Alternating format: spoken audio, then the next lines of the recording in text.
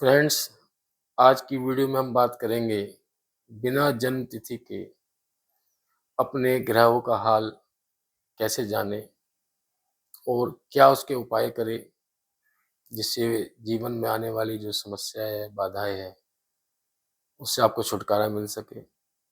तो एक-एक करके मैं सभी ग्रहों की चर्चा करूंगा आज।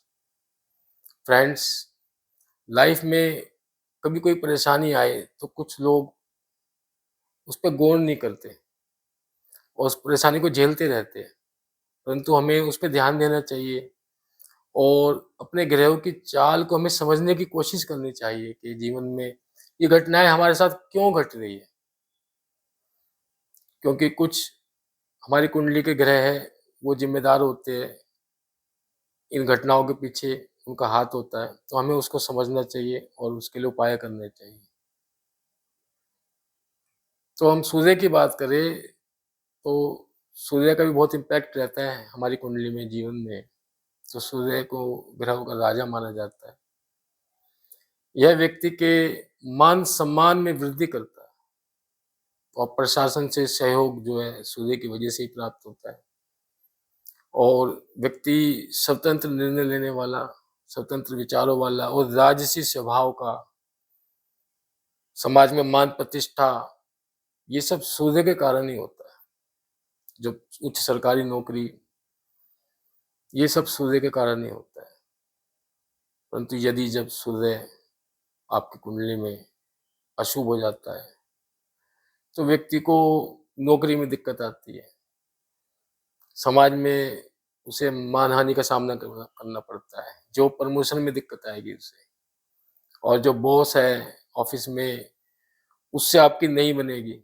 वो आपसे झगड़ा करेगा, आपको नीचा दिखाने की कोशिश करेगा और ये हड्डियों में दर्द का कारण भी बन जाता है, ख़ास तौर पे रीढ़ की हड्डी का। तो इसमें आपको समझ लेना चाहिए कि ये हमारे पास सूर्य की इसमें हमें दिक्कतें हैं या आँखों से जुड़ी समस्या भी हो सकती है इसमें हमें। हार्ट से जुड़ी समस्या एवं नसों की परेशानी हो जाती है कई बार, तो ये समस्या इसमें आती है। जोड़ों के दर्द भी इसमें देखा जाता है क्योंकि हड्डियों में नसें कमज़ोर हो जाती है, तो भी तकलीफ़ होती है इसमें। तो इसके लिए हमें फिर सूर्य का उपाय कर देना चाहिए। जैसे रविवार के दिन सूर्य की पूजा करो और उसका बीज मंत्र का जाप करो या हर दिन सूर्य भगवान को जल चढ़ाओ, है ना? ओम गृणी सूर्याय नमः का जाप करो और लाल वस्तुओं का दान करो, लाल कपड़ा है, इस तरह का दान करो, उससे भी ये चीज़ें ठीक हो जाती है। और अपने पिता का सम्मान करो, क्योंकि सूर्य को पिता भी माना गया है। तो ये हमारे सूर्य को ठीक करेगा, इसकी अशुद्धता को और समस्या हमारी दूर हो जाएगी। हम चंद्रमा की बात करें, तो चंद्रमा जो है माता का कारक है, जैसे सूर्य पिता का, ऐसे चंद्रमा माता का कारक है। चंद्रमा के अशुभ होने से मन में अशांति पैदा हो जाती है, क्योंकि वो तरल पदार्थ का कारक है हमारे शरीर में। वो अशांति हो जाती है उससे, मानसिक तनाव हो जाता है, बार-बार मूड व्यक्ति का अप एंड डाउन होता रहता है। तो जब चंद्रमा पीड़ित होता है तो बड़ी समस्या देखी जाती है, अत्यधिक भावुक हो जाता है व्यक्ति और माता से उसके संबंध खराब हो जाते हैं, क्योंकि चंद्रमा माता की बात करता है और माता के स्वास्थ्य में उतार-चढ़ाव बना रहता है, समस्या रहती है हमेशा और व्यक्ति को अनिद्रा की समस्या होती है, नींद नहीं आती पूरी तरह से, बेचैन रहता है, सर्दी-जुकाम हो जाता है, फेफड़ों में समस्याएँ देखी जाती है, लो ब्लड प्रेशर भी देखा जाता है, पेट में जलन होती है, पाचन तंत्र के संबंधी समस्याएँ भी होती है। तो ये सब चीज़ें हमें चंद्रमा की वजह से होती है, पीड़ित हो चंद्रमा जब।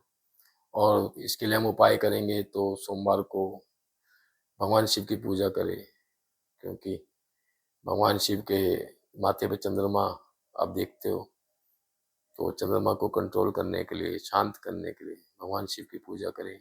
शिव जी को जल चढ़ाएँ सोमवार को, पूर्णिमा के दिन चंद्रमा को जल दो, पूर्णिमा का व्रत भी कर सकते हो आप।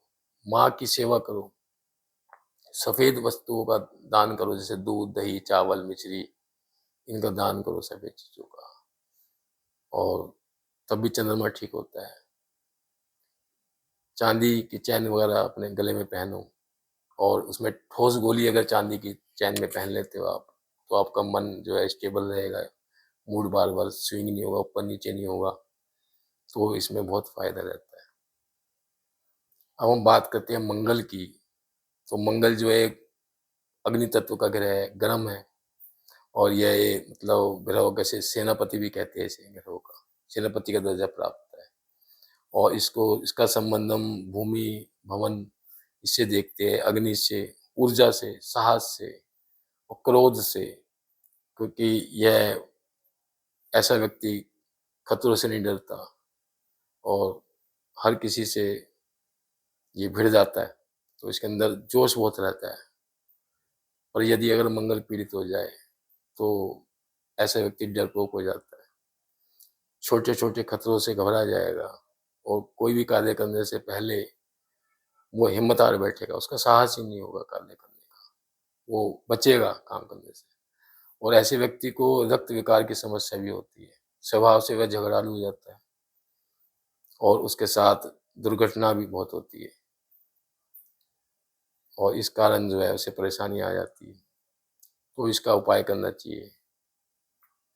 मंगलवार को जैसे हम गुड़ चने दान करते हैं, तांबा, लाल मसूर की दाल, लाल कपड़े, ये सब दान कर सकते हैं। और हनुमान चालीसा का पाठ करो, मंगलवार को करो, या सुंदरकांड का पाठ करो, उससे भी ये मंगल का जो है शांत होता है। या हनुमान जी की जैसे सिंदूर चढ़ाओ, तो उससे भी बहुत फायदा रहेगा।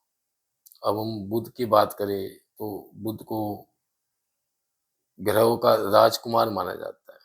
ज्योतिष में बुध ग्रह को गणित, गायन, कानून, बिजनेस और संवाद शैली का कारक माना जाता है। फॉर्मल एजुकेशन या फॉर्मल जो जो स्पीच होती है, उसका कारक माना जाता है। जैसे कैलकुलेशन का, बैंकिंग व्यवसाय में जो कैलकुलेशन होती है, बैंकिंग संबंधी कार्य होते हैं, उसमें इसका बुध का बहुत रोल रहता है। यदि बुध खराब हो जाए, तो ये सब समस्या इसके संबंधित आएगी आपको। धन की भी कमी होगी, धन भी इसे देखा जाता है बुध से। कैलकुलेशन में गलती होएगी, याददाश्त आपकी कम रहेगी, तो ये मान के चलो कि बुध आपका कमजोर है। तो बुध के लिए आप गणेश जी की पूजा कर सकते हैं। गणेश जी को लड्डू को भोग लगाओ बुधवार को, दुर्वा घास चढ़ाओ, तो ये सब करो आप, तो उससे फायदा होगा आपको। और गाय को जैसे हरा चारा खिलाओ, हरी चीजों का दान कर सकते हो आप कोई भी। और सबसे बड़ी चीज है, जैसे युवा किन्नर होते हैं, उनको यदि आप दान करते हो, तो आपका बुद्ध अच्छा होता है। तो किन्नरों को दान कर सकते हो, युवा किन्नरों को, तो भी ठीक है, इससे बड़ी समस्या दूर होती है। ओम बूम बुद्धाय नमः का आप पाठ कर सकते हो। और बुध को अच्छा करने के लिए जो है, ननिहाल पक्ष से अच्छे संबंध रखो।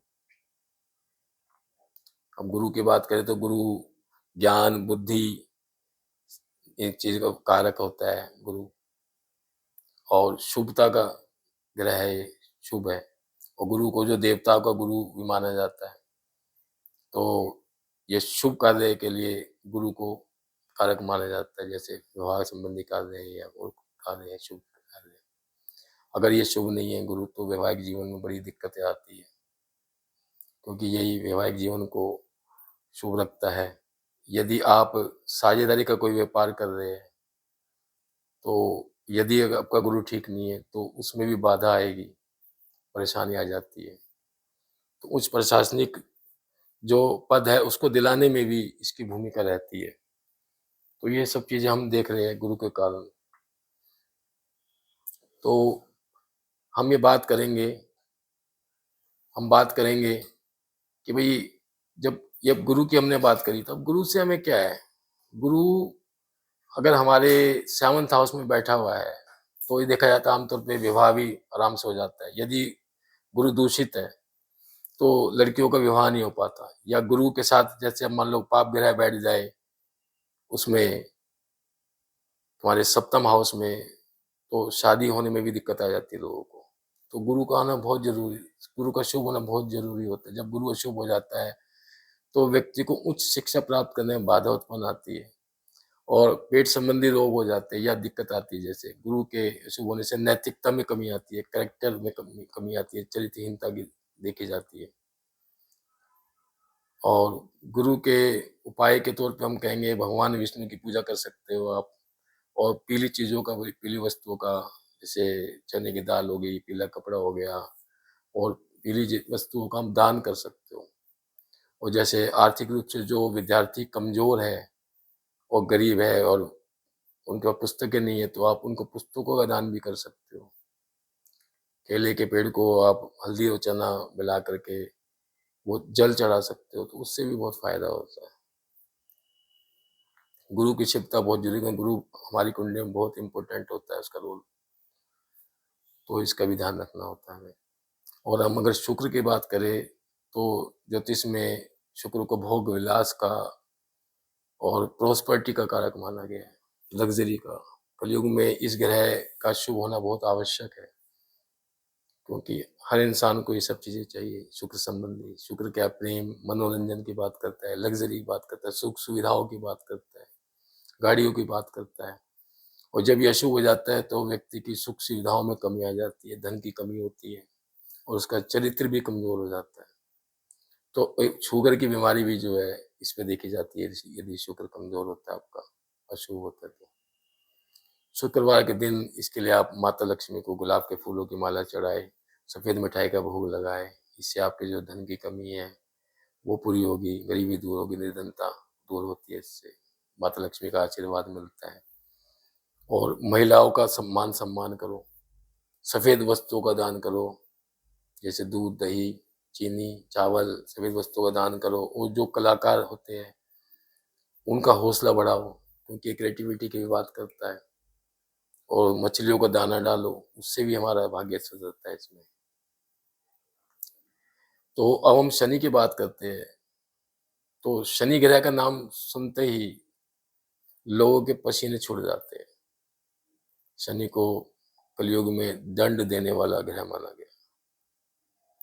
लोग शनि का नाम सुनते घबराते हैं, शनि की साढ़े साती आ जाए, ढैया आ जाए, वो पहले से ही घबरा जाते हैं। जबकि ऐसा कुछ नहीं है कि शनि सबका बुरा करने वाला है, शनि एक न्याय का देवता है।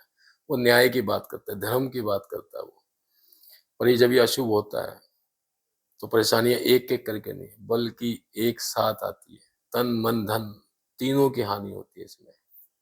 व्यक्ति को सफलता प्राप्त करने के लिए बहुत संघर्ष करना पड़ता है। इसे मायावी ग्रह माना जाता है। जब यह अशुभ होता है, तो भयंकर परिणाम देता है। राजा को भिखारी और भिखारी को राजा बनाने की क्षमता रखता है ये।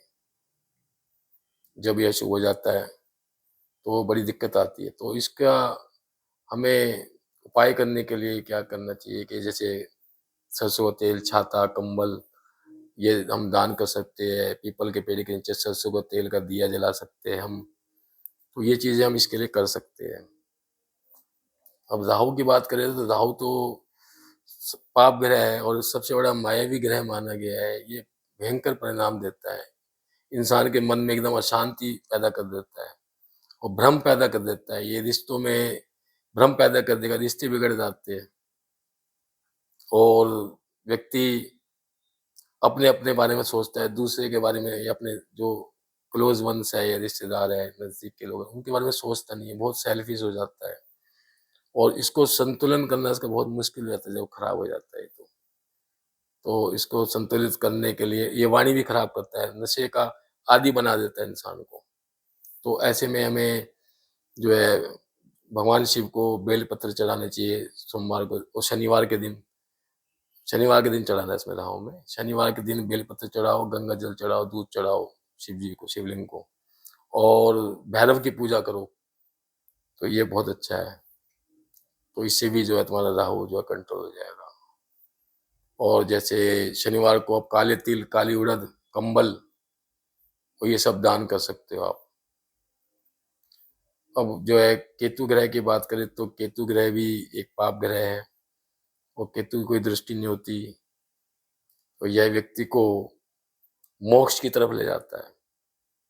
व्यक्ति व्यक्ति अकेला रहना चाहता है और अकेले किसी खोज में रहना चाहता है और असमंजस की स्थिति में रहता है वो ज़्यादातर। और केतु यदि विवाह के घर में बैठ जाता है तो ये डिटैचमेंट की बात करता है। परिवार में बैठा है अगर सेकंड हाउस में, कुटुंब में, तो वहाँ से डिटैचमेंट की बात करता है। व्यक्ति को अलग ले जाता है, परिवार से दूर कर देता है। तो जब ये अशुभ होता है तो ये समस्याएँ आती है और इसको संतुलित करने के लिए फिर हमें जो है ये चांदी का हाथी रख सकते हैं, राहु केतु दोनों के लिए वो काम कर जाता है। उसमें से संतुलन हो जाता है। या राहु के लिए जैसे दुर्गा चालीसा पढ़ो आप, तो राहु का संतुलन रहता है। कुत्ते के लिए जैसे केतु के लिए हम केतु के लिए कुत्ते को रोटी खिलाओ, तो केतु जो सुधर जाता है। गणेश जी की पूजा करो और धार्मिक यात्राएँ करो, उससे भी बड़ा फ़ायदा होता है। काला सफ़ेद कंबल दान कर सकते हैं, काले सफ़ेद तिल, नींबू, लोहे की छुरी या लोहे की कैंची दान कर सकते हैं। चना उड़द की दाल, वो भी दान कर सकते हो आप केतु के लिए। और कान छिदवाकर सोना पहन सकते हो। और एक इसका उपाय और है कि जैसे चांदी के गिलास में रात को पानी भर के रखो और सुबह उस पानी को पियो, तो ये केतु जो है शांत हो जाता है और आपका शुभ हो जाता है। तो दोस्तों, आज आपने चर्चा की मेरे साथ सभी ग्रहों की, मैं आपसे विदा लेना चाहूँगा। जय हिंद।